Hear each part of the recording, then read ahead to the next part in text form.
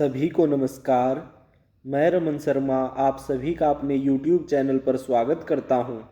अगर आप इस चैनल पर नए हैं तो चैनल को सब्सक्राइब करें, वीडियोस को लाइक, कमेंट और शेयर करें। हमारा उद्देश्य समाज के उन नौजवानों को मुफ्त शिक्षा उपलब्ध करवाना है जो आर्थिक तंगी या अन्य किसी पारिवारिक समस्या के कारण कोचिंग नहीं ले पा रहे हैं। आज हम बायोलॉजी स्पेशल के अंतर्गत ऑर्गेनिक इवैल्यूएशन यानी जैव विकास से संबंधित महत्वपूर्ण प्रश्नों पर चर्चा करेंगे। इस टॉपिक से काफ़ी बार एग्जाम्स में क्वेश्चन पूछे गए हैं। जो बच्चे 10th लेवल से लेकर ग्रेजुएशन लेवल तक किसी भी एग्ज़ाम की तैयारी कर रहे हैं उनके लिए यह मोस्ट इम्पोर्टेंट टॉपिक है। तो समय को ज़्यादा खराब न करते हुए आगे बढ़ते हैं।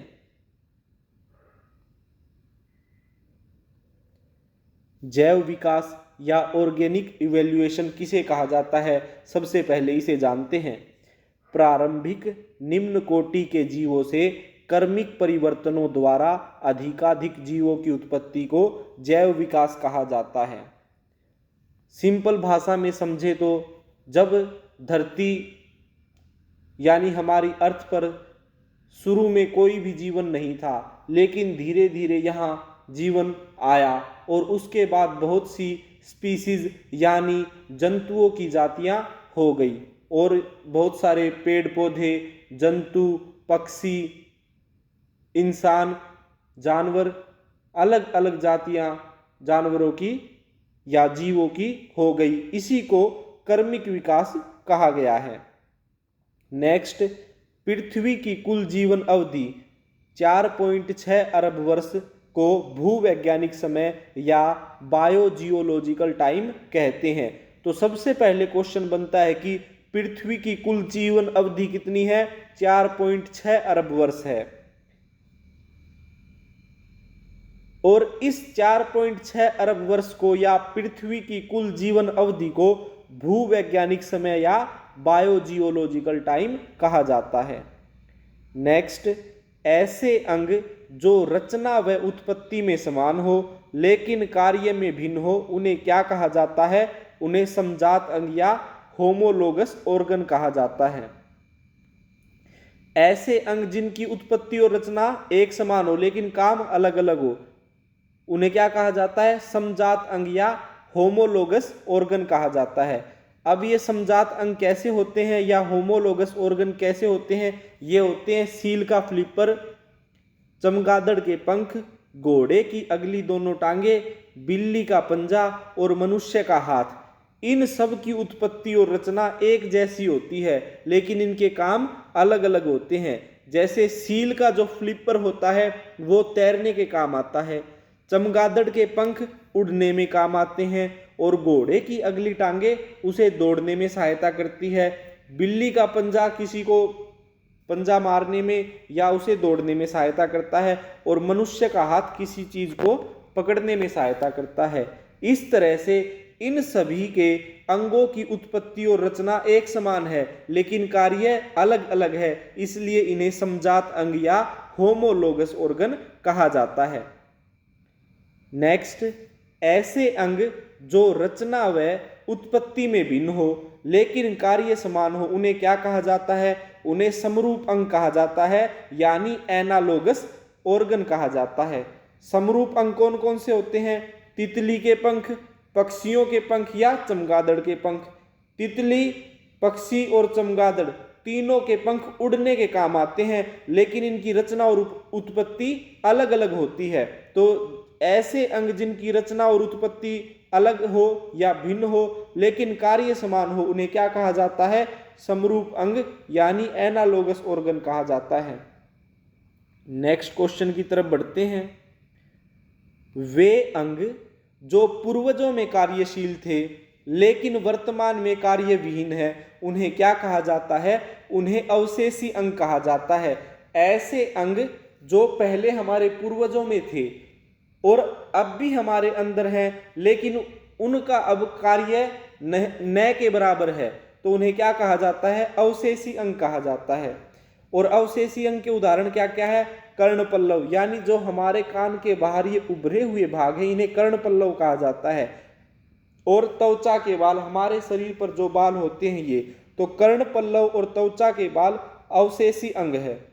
जो हमारे कान का ये बाहरी हिस्सा है ये सिर्फ चश्मा रखने के काम आता है और किसी काम हमारे नहीं आता। और जो हमारे त्वचा के बाल हैं, त्वचा के बाल भी हमारे कुछ काम नहीं आते। लेकिन जो हमारे पूर्वज थे वो कपड़े नहीं पहन पाते थे क्योंकि उन्हें कपड़ा बनाना या उनके पास कपड़े की सुविधा नहीं थी, इसलिए ये बाल उनको गर्मी प्रदान करते थे। लेकिन अब इंसानों के पास कपड़े हैं तो ये अवशेषी अंग है। नेक्स्ट, मनुष्य में लगभग 100 अवशेषी अंग पाए जाते हैं। तो क्वेश्चन पूछ सकता है कि मनुष्य में कितने अवशेषी अंग पाए जाते हैं? लगभग 100 अवशेषी अंग पाए जाते हैं। नेक्स्ट क्वेश्चन की तरफ बढ़ते हैं। मोस्ट इंपोर्टेंट क्वेश्चन है ये। सर्वप्रथम प्रकाश संश्लेषी जीव साइनोबैक्टीरिया थे। तो पूछ सकता है कि सबसे पहले प्रकाश संश्लेषी जीव कौन से थे? साइनोबैक्टीरिया थे। नेक्स्ट, पक्षियों का विकास सरीसृपों से हुआ है। तो पूछ सकता है कि पक्षियों का विकास किनसे हुआ है? सरीसृपों से हुआ है। सरीसृप होते हैं जो रेंग कर चलते हैं, जैसे सांप, छिपकली आदि। नेक्स्ट, सतनी वर्ग के जंतुओं का विकास भी सरीसृपों से हुआ है। सतनी वर्ग या स्तनधारी वर्ग के जीव जो मैमल्स होते हैं, मैमल्स, इंसान भी मैमल्स हैं। मैमल्स वो होते हैं जिनके कान बाहर की तरफ हो, जो अपने बच्चों को जन्म देते हैं, अंडे नहीं देते हैं और अपने बच्चों को दूध पिलाते हैं। उन्हें क्या कहते हैं? सतनी वर्ग के जंतु या स्तनधारी। तो सतनी वर्ग के जंतुओं का विकास भी किनसे हुआ है? सरीसृपों से हुआ है, जिन्हें इंग्लिश में रेप्टाइल्स बोलते हैं। नेक्स्ट, जल स्थलचर जीवों का विकास मत्स्य वर्ग से हुआ है। जल स्थलचर जीव कौन से होते हैं? जो जल में भी रहते हो और स्थल यानी जमीन पर भी रहते हो। तो इनका विकास किनसे हुआ है? मत्स्य वर्ग से यानी मछली वर्ग से हुआ है। नेक्स्ट, पक्षी वर्ग में श्वसन फेफड़े द्वारा होता है। तो क्वेश्चन पूछ सकता है कि पक्षियों में श्वसन किसके द्वारा किया जाता है? फेफड़ों के द्वारा किया जाता है। जैसे मछलियां अपने गिल्स से सांस लेती है, उसी प्रकार पक्षी अपने फेफड़ों से सांस लेते हैं। इंसान भी फेफड़ों से सांस लेता है। नेक्स्ट, जबड़े में दांत पाए जाने वाला पक्षी। आपको पता है कि सभी पक्षियों के चोंच होती है और चोंच में दांत नहीं पाए जाते, लेकिन एक ऐसा पक्षी जिसके दांत पाए जाते हैं उसका नाम है आर्कियोप्टेरिस यानी आर्कियोप्टेरिस, लेकिन ये अब विलुप्त हो चुका है। नेक्स्ट क्वेश्चन, ऐसे पक्षी जो उड़ नहीं सकते लेकिन दौड़ सकते हैं। कुछ पक्षी ऐसे होते हैं जिनके पंख तो होती है लेकिन वो उड़ नहीं सकते। वो कौन कौन से पक्षी है? कीवी, शुतुरमुर्ग और ईमू। ये 3 पक्षी ऐसे हैं जिनके पंख होती है लेकिन उड़ नहीं सकते, लेकिन ये भाग जरूर सकते हैं। नेक्स्ट क्वेश्चन की तरफ बढ़ते हैं। सबसे छोटा पक्षी कौन सा है? हमिंग बर्ड सबसे छोटा पक्षी है। नेक्स्ट, सबसे बड़ा पक्षी पूछा जाए, आपका आंसर होगा शुतुरमुर्ग। नेक्स्ट, सबसे बड़ा उड़ने वाला पक्षी। आपको पता है कि शुतुरमुर्ग उड़ नहीं सकता। अगर ये पूछा जाए कि सबसे बड़ा पक्षी कौन सा है, शुतुरमुर्ग है। अगर ये पूछा जाए कि सबसे बड़ा उड़ने वाला पक्षी कौन सा है, तो आपका आंसर होगा कंडोर पक्षी। नेक्स्ट, सबसे बड़ा समुद्री पक्षी कौन सा है? सबसे बड़ा समुद्री पक्षी अल्बाट्रोस है। नेक्स्ट, चमगादड़ स्तनधारी वर्ग में आता है। तो पूछ सकता है कि चमगादड़ किस वर्ग में आता है? स्तनधारी यानी मैमल्स वर्ग में आता है। नेक्स्ट, जीवाश्म का अध्ययन क्या कहलाता है? सबसे पहले बात करते हैं जीवाश्म क्या होते हैं। जीवाश्म वो चीज होती है जो काफी सालों पहले यानी हजारों लाखों सालों पहले जो हमारे धरती पर जीव थे, उनके मरने के बाद वो मिट्टी में या चट्टानों में दफन हो गए। उनके जो अंग मिलते हैं उन्हें जीवाश्म बोला जाता है। तो जीवाश्म का अध्ययन क्या कहलाता है? पैलिएंटोलॉजी कहलाता है। नेक्स्ट, उपार्जित लक्षणों का अध्ययन क्या कहलाता है? टोंटोलॉजी कहलाता है। नेक्स्ट क्वेश्चन की तरफ बढ़ते हैं। फिलोसफी जूलॉजिक पुस्तक का लेखक कौन है? लैमार्क है। लैमार्क का सिद्धांत 1809 में उसकी पुस्तक फिलोसफी जूलॉजिक में प्रकाशित किया गया। तो क्वेश्चन पूछ सकता है कि फिलोसफी जूलॉजिक पुस्तक का लेखक कौन है? लैमार्क है। लैमार्क का सिद्धांत किसने दिया? लैमार्क ने दिया। या लैमार्कवाद का सिद्धांत किसने दिया? लैमार्क ने दिया। फिर पूछ सकता है कि लैमार्क का सिद्धांत किस पुस्तक में प्रकाशित हुआ था? फिलोसफी जूलॉजिक पुस्तक में प्रकाशित हुआ था। और ये कब प्रकाशित हुई थी? 1809 में। नेक्स्ट क्वेश्चन, अंगों के कम उपयोग का उदाहरण लैमार्क ने किस जानवर में दिया था? सांप में दिया था, यानी सांपों में, स्नेक्स में दिया था।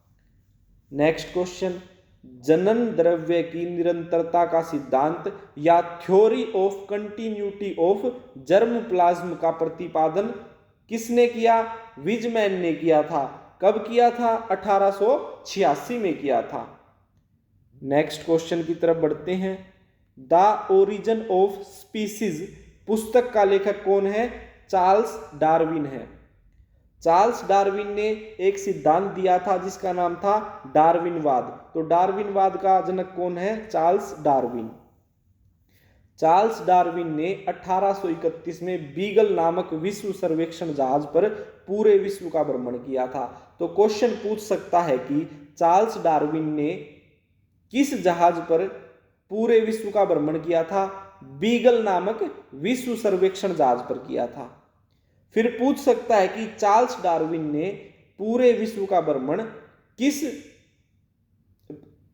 जहाज पे किया था? बीगल जहाज पे किया था।